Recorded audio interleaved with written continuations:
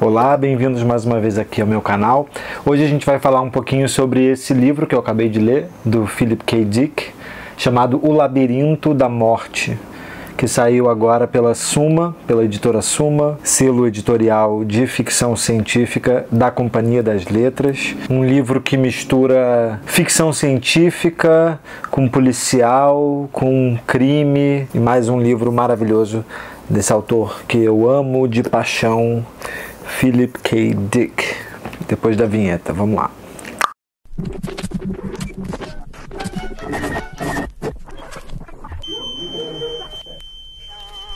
O Labirinto da Morte é esse livro do Philip K. Dick, escrito em 1970. Eu acho que ele não era publicado aqui no Brasil desde 1980 e alguma coisa, desde 88. Saiu agora nessa nova edição da Suma, com essa capa que, na minha modesta opinião, é uma das capas mais lindas para uma obra do Philip K. Dick que eu já vi. Esse aqui é o terceiro título que sai pela Suma, do Philip K. Dick. Já tinha saído por eles O Tempo Desconjuntado e também saiu o Espere agora pelo ano passado, que também tem capas muito boas. Eu acho o projeto editorial da Suma, eu acho que para cada capa tem um ilustrador diferente. E aqui para o Labirinto da Morte, folha de guarda linda e tem tudo a ver com a narrativa. Essa ilustração da capa é feita pelo André Sandoval. É linda, linda, linda. Essa cor, esse baixo relevo, nossa, é um projeto editorial assim muito, muito lindo. E sobre o que vai tratar o Labirinto da Morte? A gente acompanha esse grupo de pessoas que recebe uma espécie de chamada para poder ter uma oportunidade de vida nova, de emprego novo, num planeta chamado Delmak. E é um planeta recém-colonizado que precisa desse pequeno grupo, para poder começar o seu processo de colonização. E então a gente acompanha basicamente um protagonista chamado Seth Morley, que vai a esse planeta Delmak, e lá ele encontra um grupo de mais ou menos 13 pessoas, além dele, acho que no total um grupo de 14 pessoas, para poder colonizar esse planeta. Esse planeta é um planeta completamente inóspito, ele tem uma região pantanosa, muito vaporosa, cheia de geysers, é úmido, tem um cheiro muito peculiar, uma espécie de fedor, um cheiro que eles nunca sentiram antes, com essas formas de vida que parecem um pouco esponjosas.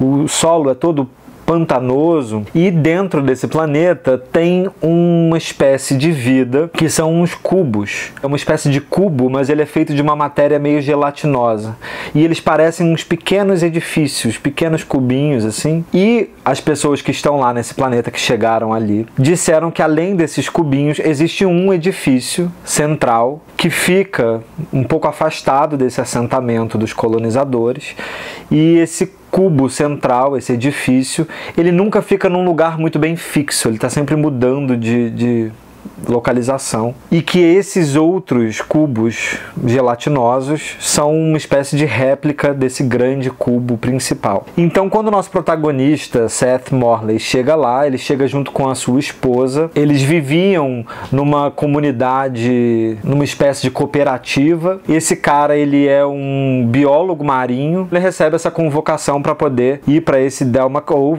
trabalhar como um biólogo marinho lá. Aqui também, assim como em quase todas as obras do Philip K. Dick, não só a questão da realidade vai ser posta à prova o tempo inteiro, de uma maneira sempre muito brilhante, mas também a questão que é muito cara ao Philip K. Dick, obviamente, é a questão da religião. Aqui, o Dick faz uma coisa que é muito curiosa, porque ele coloca a religião como se ela fosse uma coisa já comprovada pela ciência. É muito engraçado.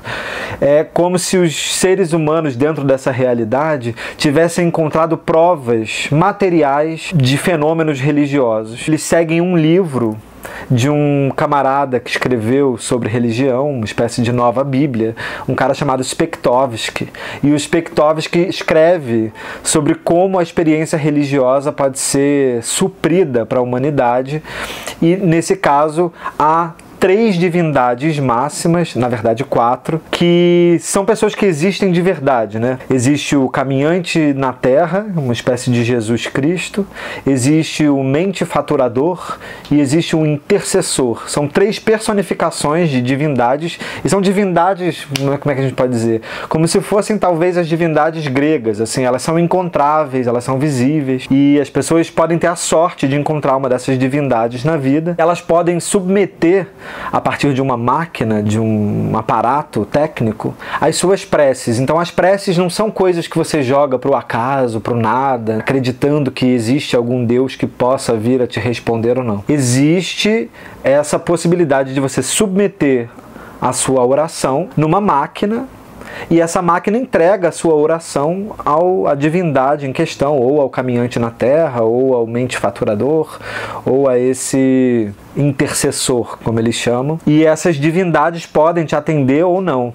E no caso desses protagonistas, eles fizeram esse pedido, essa oração, para que eles tivessem condições de vida um pouco melhores, e então eles foram convocados, tiveram suas preces atendidas, literalmente, materialmente atendidas, e são convocados aí a esse planeta chamado Delmak-O. Só que quando eles chegam lá, eles veem que eles não sabem o que eles têm que fazer lá, cada um tem uma função.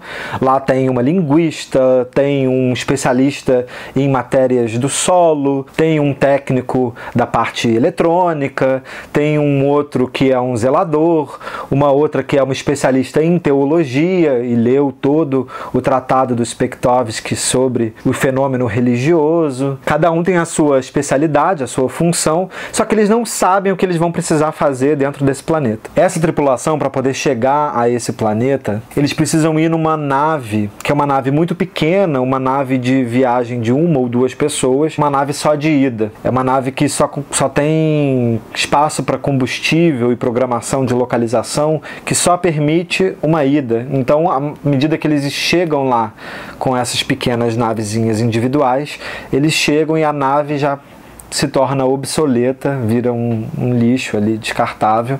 Então eles têm que ficar no planeta sem a possibilidade de voltar. Uma vez dentro do planeta, eles também tentam acessar informações de um satélite que fica ali orbitando, para poder descobrir da empresa que os contratou qual é o motivo deles estarem ali, qual é a missão, o que cada um precisa executar. E por conta de falhas técnicas, eles não conseguem descobrir qual é a razão deles estarem ali. A missão não é passada para eles, então eles ficam ali sem saber o que fazer, sem um comando, sem um líder e sem saber quem são aquelas outras pessoas. Eles não se conhecem, travando ali um contato com esses 14 desconhecidos. E aí que começa a acontecer uma série de mistérios. O que acontece é que, paulatinamente, cada um deles começa a morrer. Ninguém sabe quem é que está assassinando eles, se há outras presenças dentro desse planeta. Então o livro, de certa forma, começa a virar uma espécie de E Não Sobrou Nenhum, né? Lá da Agatha Christie, uma espécie de Agatha Christie do sci-fi, em que cada um deles começa a morrer capítulo a capítulo, e a gente fica tentando descobrir quem é que está assassinando cada um dos membros desse assentamento nesse planeta colonizado chamado Delmak-O. Bom, para piorar ainda a situação, essas criaturas cúbicas feitas de matéria gelatinosa, mas que eles não sabem o que são, mas sabem que são vivas, eles não conseguem se comunicar exatamente com elas, porque elas não possuem linguagem, mas elas se manifestam também de uma forma muito esquisita, que você coloca algum objeto na frente delas e elas conseguem duplicar esses objetos. Então você coloca ali um relógio na frente dessa criatura em formato de cubo, ela cospe um pedaço dela própria, daquela matéria da qual ela é feita, aquele pedaço cai no chão e começa a se transformar naquilo que você colocou na frente dela. Então você coloca um relógio, ela mimetiza um relógio e duplica esse relógio na sua frente. Só que esse novo material que ela imita, que ela cria uma duplicata, essa duplicata é uma espécie fajuta dessa coisa real que você depositou ali na frente dela. Então é um relógio que vai se degradar rapidamente com o tempo, ele é feito de um material meio corroído, meio arenoso. E há também essa outra divindade que seria uma espécie de divindade ruim, demoníaca, em contraponto a essas 3 divindades que podem salvar qualquer um, que é a divindade do destruidor de formas. O destruidor de formas é uma espécie de demônio dentro dessa cosmologia, dentro dessa crença dessas pessoas, que a qualquer momento pode estar ali influenciando a morte das pessoas. Então é um romance de ficção científica esquisitíssimo,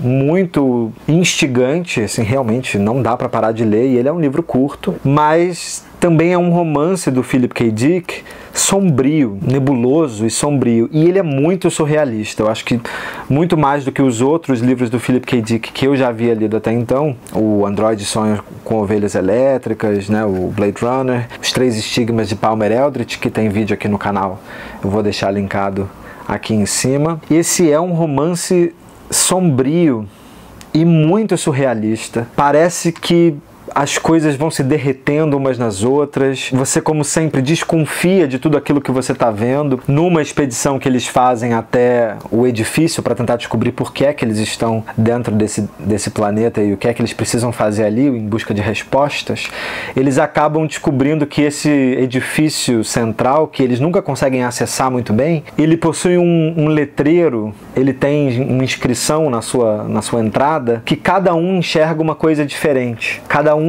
acha que aquele edifício é uma coisa completamente distinta. Um acha que ele é uma champanheria, um bar, um lugar para provar queijos e vinhos. O outro acha que ali é um centro de psiquiatria. O outro enxerga ali no letreiro como se fosse um local religioso, um local para discussões filosóficas sobre teologia. O outro acha que ali é uma casa de putaria. Então... o tempo inteiro, como sempre o Philip K. Dick faz, ele está jogando com uma série de indeterminações e de relações com o real, em que todo mundo duvida do real, inclusive nós que estamos lendo, em que a gente não sabe onde a gente pode fincar os pés com certeza, né? A gente sempre lê as obras do Philip K. Dick sem saber no que é que a gente pode confiar, no que é o real. E se o real não é fruto sempre de uma percepção do real, né? O real é como eu enxergo determinado fato ou coisa, e eu não tenho acesso ao que aquela coisa é. Eu nunca posso ter acesso ao que as coisas são realmente. Fora que todo esse cenário sempre parece ser um cenário em que eles desconfiam, inclusive, da realidade desse planeta. O nosso protagonista, Seth Morley, ele começa a desconfiar que esse ambiente talvez seja um ambiente cenográfico, né, falso, projetado. Nesse local encharcado, com o lodo morno, composto de água, minerais dissolvidos e uma polpa de fungos que chapiscavam nos sapatos, os resíduos dos líquens e dos protozoários coloriam e tornavam mais espessa aquela escuma de umidade que gotejava por toda parte, sobre as pedras molhadas e sobre arbustos que tinham texturas de esponjas. Enfiando a mão na água, Tug conseguiu tirar dali uma criatura semelhante a uma serpente que se contorcia e que se agitava furiosamente numa porção de perninhas curtas e grossas, e com destreza ele tirou a cabeça daquela serpente, que saiu com facilidade, e a criatura parou de se mexer. Está vendo? É uma geringonça totalmente mecânica. Dá para ver a fiação toda dentro. Tug estava segurando uma esponja que havia pescado numa poça de água quente. Está vendo? Essa esponja aqui é artificial. Mas existem outras esponjas verdadeiras aqui no planeta Delmak-O. Essas outras aqui é que são de mentira. Então você está sempre na dúvida do que é de verdade e o que é mentira. Assim como no Blade Runner, você não sabe quais animais são animais verdadeiros, quais são animais mecânicos. Quem é replicante, quem é um robô, um androide, quem é humano de verdade. Você está o tempo inteiro numa indistinção entre o que é real e o que é artificial. Seth Morley sentia certa repulsa diante de tudo o que via. Não gostava daquela mistura de vidas artificiais e vidas naturais. A mistura das duas coisas lhe dava uma sensação também de que toda aquela paisagem era falsa. Como se aquelas colinas, aquele horizonte, aquele vasto platô que se avistava à direita fosse tudo um cenário. E se tudo fosse um cenário pintado?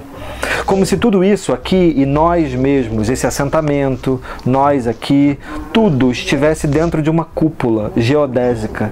E lá no alto talvez estivessem os pesquisadores, como cientistas loucos de uma história barata de Pulp Fiction, espiando todos nós, caminhando para lá e para cá, como se fôssemos criaturinhas minúsculas em nossa modesta exploração do espaço. O Spektovsky diz que nós somos prisioneiros das nossas próprias preconcepções e das nossas próprias expectativas das coisas. E que uma das condições da maldição é que vivemos empacados nessa quase realidade das nossas tendências, sem jamais conseguirmos enxergar como que a realidade é de fato. Mas ninguém vê a realidade como ela é de fato, disse Fraser. Kant já provou isso. O espaço e o tempo são modos de percepção, por exemplo. Você sabia disso? E ele cutucou Seth Morley. Sabia disso, o biólogo marinho? Claro que sabia, respondeu Seth, embora na verdade ele nunca tivesse ouvido falar em Kant, quanto mais lido qualquer coisa que ele tenha dito. É mais um romance maravilhoso do Philip K. Dick, uma ficção científica de primeira, como sempre. Sou muito apaixonado pelo Dick, é um dos meus autores favoritos. E eu não vou contar mais muito, porque senão eu vou revelar aspectos muito importantes da narrativa. E ele só posso dizer que tem um final, não vou dizer nada do final, mas que o final é muito maravilhoso, completamente inesperado. E vou ficar quieto, senão eu vou dar spoiler, e esse aqui eu não quero dar spoiler, eu quero que você leia O Labirinto da Morte. Eu amo tanto o Philip K. Dick que eu quero fazer projeto no canal de leitura de Philip K. Dick. Vou fazer um 2024 lendo Philip K. Dick, pelo menos nos primeiros meses, assim, pra gente a cada mês ir lendo um livro diferente desse autor maravilhoso de ficção científica. Um pensador, um filósofo que usa da ficção, usa da literatura para poder nos colocar diante de questões importantíssimas da existência. Me digam aqui nos comentários quais são os livros do Philip K. Dick que vocês mais gostam. A gente se vê num próximo vídeo aqui do canal. Não se esquece de se inscrever, de deixar seu comentário, de deixar o seu like, de ativar o sininho para receber informações sempre que tiver um vídeo novo aqui no canal e de apoiar o canal no Catarse. O link para o apoio, para se tornar apoiador do Catarse e se tornar um membro do nosso clube do livro aqui do canal, está aqui embaixo na descrição do vídeo. Um beijo para todo mundo e até o próximo vídeo aqui do canal. A gente se vê logo mais. Valeu e até já!